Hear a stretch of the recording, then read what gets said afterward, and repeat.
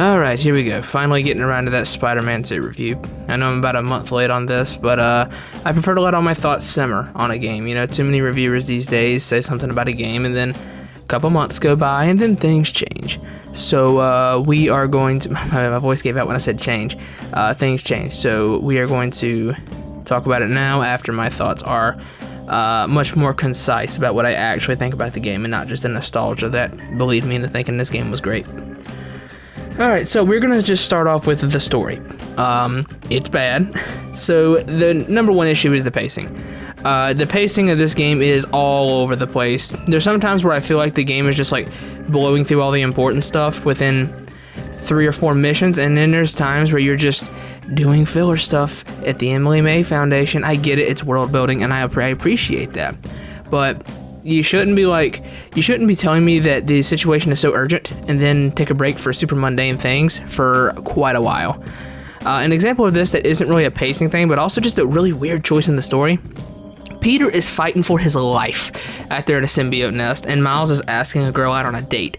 Like, I questioned the urgency of this thing. I feel like this should have happened before. That's just a nitpick. It's not a huge negative on the story, but overall the pacing is just not great. Miles doesn't really have anything to do with the story outside of the Mr. Negative thing, but the problem with that is that the Mr. Negative thing gets swept under the rug extremely quickly. The Mr. Negative thing is more or less brought up, then forgot about for 3 or 4 hours, then brought up again, then forgot about for 3 or 4 more hours, and then brought up again towards the end, and then it's over. It feels very much like a side story and not like it's Miles's plot. That's kind of the problem. Miles doesn't have a plot in this game. He doesn't have anything to do with what's going on. He just kind of feels like he's there because he has to be. So, you know, people will say that's, you know, oh, you're just saying that because he's Miles, and the world seems to think that people have it out for Miles. Listen, this is not the case. I'm not a huge fan of Insomniac's Miles Morales as a whole, but I don't hate the character. He just didn't have anything to do with the story, and I really felt like they did him dirty with the Mr. Negative subplot. I feel like they could have made that the focus, but they clearly didn't seem particularly interested in telling that story, so I can't seem particularly interested in caring about the whole story for the Mr. Negative stuff. Peter in the black suit was actually good, though. You know, we got to see Bully Lowenthal, and that was really fun. I feel like it was one of the more well-done things in the game, especially the scene where he tells Harry to just pop some pills and say what he really thinks. I was like, damn.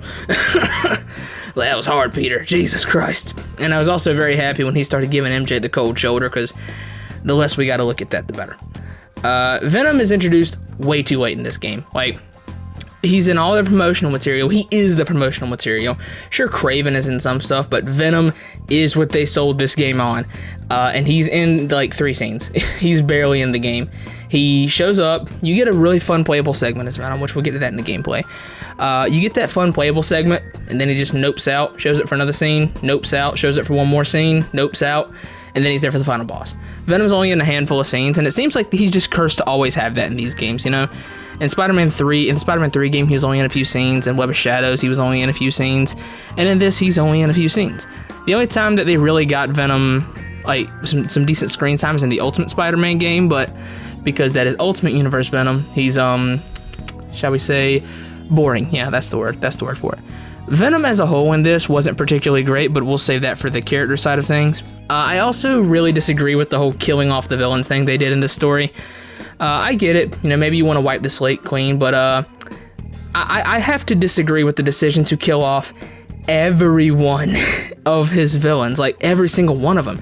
You killed off Electro, you killed off Vulture, you killed off Shocker, you killed off Scorpion, and if you go out of barriers and check out something under the map, you can see they even killed off Rhino. So, like, who's left? Like, what Z-listers will you resort to in Spider-Man 3? You're gonna have Spider-Man chasing vermin around? Maybe Slide. Maybe Slide could work. I don't know. Like, if you're trying to hype me up for a showdown with the Chameleon, I'm afraid that's not gonna work super well, Insomniac. Like, I guess they could, like, have other people take on the roles of certain things. Like, you know, bring in the Enforcers. Have, like, Ox, Fancy Dan, or Ricochet. Have Montana become Shocker just like in the Spectacular show. I think that would be great, but I really disagree with the idea to kill off all of the villains. Especially because I doubt they have got any plans at all to give new ones that are any good. Again, like, they've kind of used up a lot of the good ones. You know, Green Goblin is the big one that's missing, but outside of him, I mean, who's really missing from Spider-Man's Rogues Gallery? Everyone's either dead or like a good guy now. You know, Tombstone. I really like Tombstone. I like having the Spectacular show. He was the big man of crime. But, you know, he's reformed in this. You know, he's working on go-karts at Coney Island, bro. Like, Tombstone ain't running no crime by... What is it? Crime empires no time soon, that's for sure. What other even Z-listers are there? Vermin, Slide, Skip Westcott. Sorry, that's a bad joke. Let me not say that. I might cut that out. That's about it for the story, because I think a lot of the issues with the story go hand in hand with issues with the characters. So, as for the characters, everyone but Peter and Craven, or rather no one but Peter and Craven, really have anything going for them in this story. Peter, I think, you know, he doesn't have a ton going for him until the black suit, and then he has that whole drama with that, and it's executed really well. I really like the way they handled the black suit in this game. I thought it was done very well, especially like the bully Lowenthal thing. That was really good, that whole scene. And then him having to talk to old Storm and Norman about it. A very good scene, you know, I really like that whole section. But as for the other characters, again, Miles doesn't really have anything going for him. And in fact, it's kind of weird, because the entire game, like, he's kind of struggling to figure out how to balance his real life and Spider-Man, you know, how to balance Miles and Spider-Man. And then he just, at the end of the game, says, you know what, Peter, take some time off. I've got the city. Brother, you have been having a hard time managing your personal life and Spider-Man stuff when there are two of you in the city. You are the only one now. How do you intend to handle this? So that scene was a little bit strange. Do we talk about the costume? I don't think I need to. It was an Adidas sponsorship. I mean, I saw it and I was like, what are you wearing? And even Peter... Peter said, oh, that suit's not an alien, is it? No, it's a Miles Morales original. That's more or less what he did. Oh, that was so funny. Like, just use the black and red variant of the tracksuit, dude. It was right there. Just use that variant. Why didn't you do that? But anyways, we're getting off topic. As for other characters, nobody else really has much to do. Mary Jane is just extremely annoying. Like, I would say her missions in this game were better than they were in the first game, but she was like way more annoying in this game, significantly more annoying. In the first one, she was aggravating, but you could kind of ignore her.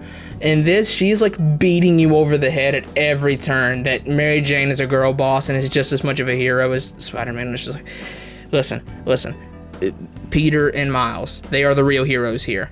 Not you, Mary Jane. You are nothing. I'm sorry. You are. And it got so bad in the Scream boss fight when Peter just had to like start just crying and moaning to her about all of his inadequacies. Like, bruh, don't do that, Peter. I swear, Mary Jane is annoying.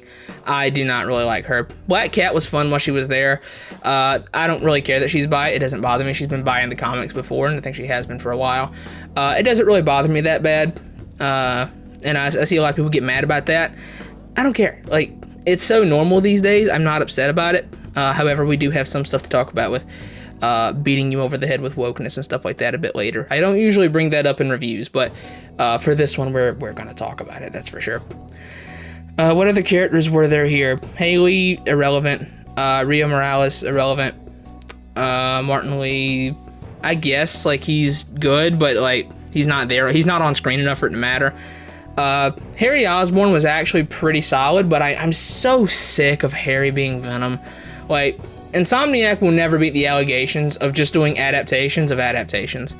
Like, for the past few years, like 10 years or so, they have been really trying to hammer home that Harry Osborn should be Venom. No, it's always Eddie Brock. There's a reason it was always Eddie Brock as Venom. And even when it was Matt Gargan, it still didn't feel quite as good as Brock did. Eddie Brock is always Venom and should always be Venom. I really don't like it when they swap out somebody else in a suit, whether it's Gargan or Harry or anybody. I don't care for it. And this game definitely didn't break that. You know, 19 inches of Venom is cool and all, but it just wasn't handled very well. So I like Harry as a character. I think Harry was actually, you know, pretty solid. Him getting angry as Peter was just letting him die, yeah, rightfully so. That was pretty good. But as a whole, I found Harry to just be kind of bland. I didn't like. He was interesting at times, but he didn't really have much going for him. Dr. Connors didn't really have much going for him. Craven was awesome. Craven was spectacular. He was like comparing Craven to the rest of the villains Spider-Man has fought besides Venom now. Like, it is literally the coughing baby versus hydrogen bomb meme. Craven is a beast. That like he just went in the room with all the villains, flopped out his 3-foot dick on the table, and just slapped them all down, bro. Craven is a monster, and I really liked him. Craven was very intimidating in this game. Let's see. What other characters are there to go over? I guess that's about everyone. Norman doesn't have a ton going for him. Yeah, I think that's about everybody on that. No, actually, we do have one more. Genki. Genki's annoying. Please, just Insomniac, third game, shut him up. Just shut Genki up. Say he went out on a trip out of the city for a week or two. Get rid of Genki, dude. Or at least just keep him quiet. It's also so lucky that these college students are smarter than, like, everyone else in the world. It's really crazy, you know? Also, on the topic of characters, the whole Danny cast versus J. Jonah Jameson stuff, I hate it. Like, and they don't even give you the option like the first game. Like, you can unsubscribe from J. Jonah Jameson's podcast. And this one, you can't do that for some reason.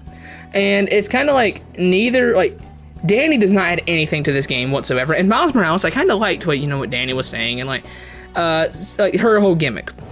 In this, they leaned too heavily into making sure Danny had the safest opinions imaginable, and too heavily into making sure that J. Jonah Jameson was literally just Alex Jones.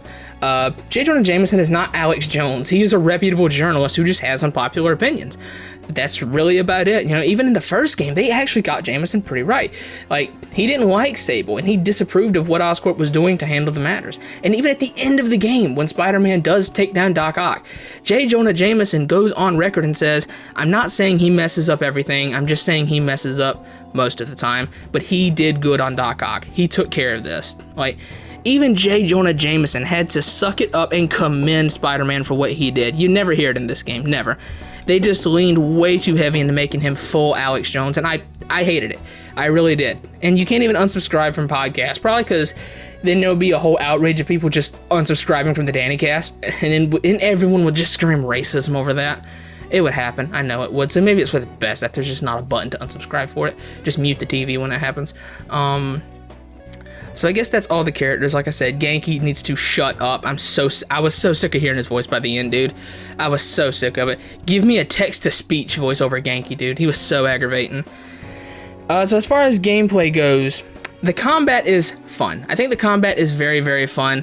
The problem is that it needs a bit more variation. This kind of goes hand in hand with the open world activities because the open world also needs more variation. The issue is that there's not as many things to break up the gameplay as there was in the first. In the first game, you had more stealth segments and you had challenges in the city that would encourage you to play in different ways. In this, it more or less just boils down to, hey, go hit this guy a bunch of times. So you're either spamming square and occasionally, what is the parry button? Is it L1? Maybe I'm thinking of Lies of P controls, but you're either spamming square or parry, or you're spamming your abilities the second they come off a cooldown. So the combat in this just really felt more bland than the last game, even if it's objectively better. It's more bland because the open world is not as good. So the problem with the open world is that, one, all of the activities are copy-pasted. Like, there's not a ton of unique stuff now. It's just a lot of, hey, go beat up like 20 guys. And they give you like restrictions occasionally, like, hey, don't get hit, or kill them in this way, or do it in this time limit. Like, but there's not anything to really encourage you to play any differently or use different methods of like winning these fights. And that's kind of the problem. Another issue is that the open world is about twice as big now, but it really feels like there's the same amount of content, but less variation of the content. So it just feels even worse. You know, it's the same drone minigame copy-pasted 20 times. It's the same Sandman thing copy-pasted 20 times. It's the same 3 different types of Mysterio challenges copy-pasted 2 or 3 times. Like, it just wasn't it. It was just very, very weak on the open world side of things. I platinumed it out of obligation because I did the first couple, so I felt like I had to do this one. From a gameplay perspective, I also feel like Peter is too weak. Even with the symbiote, Miles towers over him, bro. Like, it's like the meme of who was the wrestler? It's like the wrestler and the Undertaker was standing behind him. Like the dude in the front is Peter with all of his upgrades, and the Undertaker is Miles with no upgrades. Miles towers over Peter in terms of gameplay, bro. He is so much stronger. It's literally not even close. Like, I maxed out Peter before I did barely anything with Miles, and Miles was still just destroying waves of enemies. His abilities are just so much better, man. They really are. I also kind of missed the stealth sections. They weren't particularly great in the first game, but it was fun to use all your gadgets and just see how quickly you can knock them all down. In this game, gadgets don't really have any special uses for stealth other than attracting enemies, so stealth becomes kind of a slog, which is why there's less sections of it. Like, throughout the entire story, I can think of one real stealth section, and it's the one that was in the showcase trailer. So there's not a lot there. The stealth of this series probably peaked with Miles Morales. With the Miles Morales game, Miles' camouflage has no use. Like, I never used it. I only used it once when I got the Prowler upgrade thing to try out the knockback, and that was it. Like, I literally never even used it because you don't need it. Let's see. Bosses are a bit too long. I like the addition of the health bar and making it a bit more serious, like making the bosses feel a bit different from like a normal enemy encounter, because, you know, when you don't have a health bar on your bosses, they really don't feel that special, like in the first game. However, they go on for way too long. Like, there is zero reason. I should have had to fight Scream 4 times. Why? Why did I have to fight Scream 4 times? It's just padding. That's all it really was. It's just so annoying, and I really like that they added different types of attacks. You know, some you have to dodge, some you have to parry, some that you can just do either for. The problem is this system kind of falls apart when you've got a bunch of enemies on screen at once. If you've got like 20 different enemies on screen at once, it's like, you know, you got to parry this one, you got to dodge this one, you got to do all these different things for all these different attacks. You know, sometimes you just got to pick and choose which one you're doing, and you just got to take a hit otherwise. It's an improvement on the gameplay formula and the combat system, but overall, this game definitely needs another full game to iron out its kinks. And I guess the next thing to talk about is this game leaned a bit too heavily on nostalgia. It really did. They really wanted people to get suckered in on the Ultimate Spider-Man nostalgia with the Venom section. And don't get me wrong, that Venom section was awesome. I loved it, man. And with the Web of Shadows black suit type stuff, and even some of the music sounds very similar to Web of Shadows music. It really does. I noticed this in the last game where some of it kind of sounded like Shattered Dimensions. But they really wanted to get you on nostalgia in this. They really did. And it leaned a bit too heavily on it as a crutch, I think. Do I think the game would have been better without it? Probably not, because it's the only thing that really made the game tolerable. But yeah, it leaned a bit too heavy on that for me. Don't get me wrong, the Venom section was great. It was awesome. But overall, I didn't really care for all the nostalgia bait. Also, this game is very buggy. I mean, we all know Spider Cube by now. He's very notorious. He better get a reference in a future Insomniac title, by the way. There were several small bugs I had throughout the game. There was, I think the most obnoxious one I ever had, though, was in the Kraven boss. I don't even know if I have a clip for it, but in the second phase of the first Kraven fight, Kraven or the enemies would just have like a weird interaction with the environment. Like, they would just bounce off of it really weirdly and then just become invincible for about a minute, and then I couldn't hurt them. Like, I couldn't hit them. It wasn't a matter of like, oh, I could hit them and they would stagger but not take damage. No, like, I could not make contact with them. I think they did patch it, but man, this game was buggy. Like, this game needed several more months of just polishing, I think, because gameplay-wise, it's pretty buggy and busted sometimes. It's nothing too game-breaking from what I saw, but it is really annoying. Like, in that Kraven fight, I died a lot to that. So, like, him just having a weird interaction with the environment, and then I just can't do anything. And it can happen while you're hitting him. He'll just step on something weird, and then boom, you can't hit him anymore. And then he just kills you. So overall, yeah, the game is just pretty buggy. It really is. As far as graphics go in this game, the graphics I think are good, but I have a hard time telling if they're really better than the last two games, because this game has a texture streaming issue of some kind. Now, sometimes it works to this game's benefit, because sometimes it ends up looking a bit more comic booky, you know? It almost looks like the buildings are shaded, but then there's some times where it does not look very good. Like, very, very weird. The lighting engine in this also felt a little bit weirder, and do we really need to go into the face models? I mean, Mary Jane looks like Lord Farquaad from Shrek. She really does. And Peter, I mean, people can deny it all they want, but if you squint, and look at him from a certain angle, he kind of looks like Tom Holland. It's really annoying. I don't really care for Miles's new like hair, but it is what it is. I kind of like the way he looked better in Miles Morales. As for the other faces, none of them really changed. Harry changed, but he was just a PNG in the last game anyways. And I guess for voice acting, overall it was pretty solid. There were a couple bad line reads here and there from a couple of the characters, but overall the voice acting was pretty solid. Do I think that Yuri Lowenthal should win Best Performance over Ben Starr?